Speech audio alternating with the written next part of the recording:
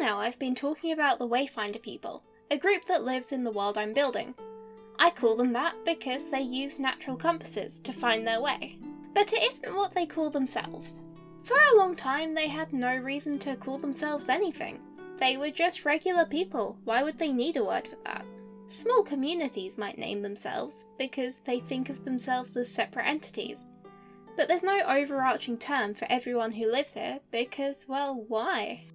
A society doesn't really need to define itself until there's an other to define itself against. And at some point, a divide starts to form here, between the Wayfinder people and a group that I'm going to call the River Potters.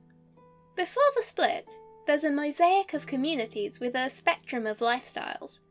But as technologies develop, some people start to specialise in mobility, and some specialise in long-term storage and sedentary life. There's conscious differentiation. People categorise themselves as one group or the other, and do the things that fit that category. It's a lot harder for ideas and technologies to be transmitted between the mobile and sedentary groups.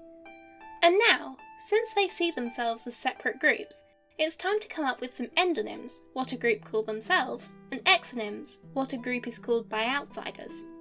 In real life, it's apparently really common for endonyms to mean something like real people. Another common pattern is to distinguish by language. A person's own group are those who speak properly, or speak like people. Foreigners are those who can't talk, or talk nonsense. Exonyms for different foreign groups often reflect the most important differences between the in-group and the out-group. These can be pretty neutral, like just describing their location, but they can also be quite insulting. This has caused some issues, especially in North America. Colonising Europeans had a habit of asking one indigenous group for the name of another, and then never actually bothering to ask that group. So even now, quite a few indigenous groups are known by insulting exonyms, rather than by their own identities. But demonyms are very complex and varied, and there's a lot I can't really get into here. So let's get back to the world building. Exonyms and endonyms often reflect what a group feels is the core of its identity, and the most important differences between them and others. So let's figure out what the Wayfinder people and the River Potters think are the most important differences between them. From the Wayfinder point of view, the River Potters are slow and unclean, and the Wayfinder people are clean, efficient and clever.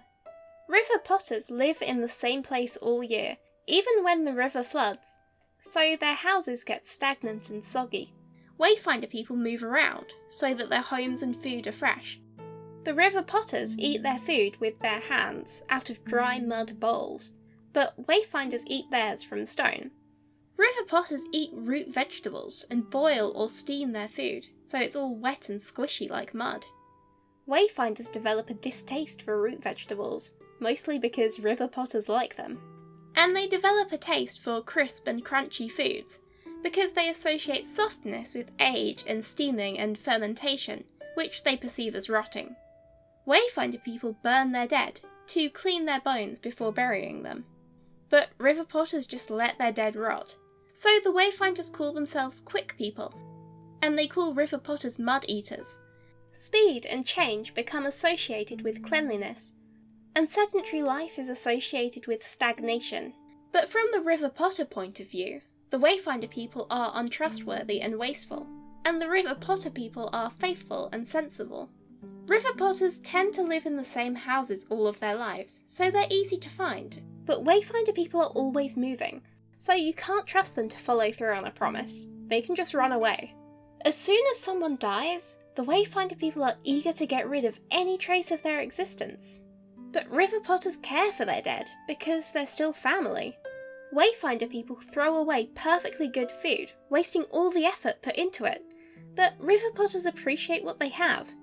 They develop techniques like fermentation and pickling, enabled by specialised types of pottery. Also, they suspect the Wayfinder people are scared of water. They run away every year when the river floods, and they set their food on fire just so it won't be wet.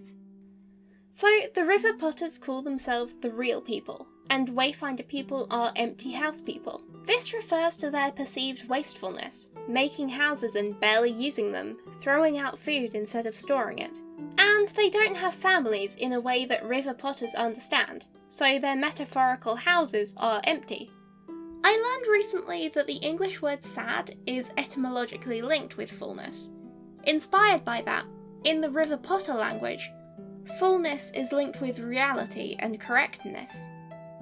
There's still lots of trade and cooperation between Wayfinder people and River Potters, and they get along well enough.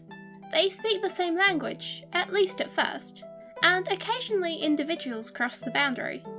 But now that there is a boundary, it shapes how people behave, and so they create the differences between themselves.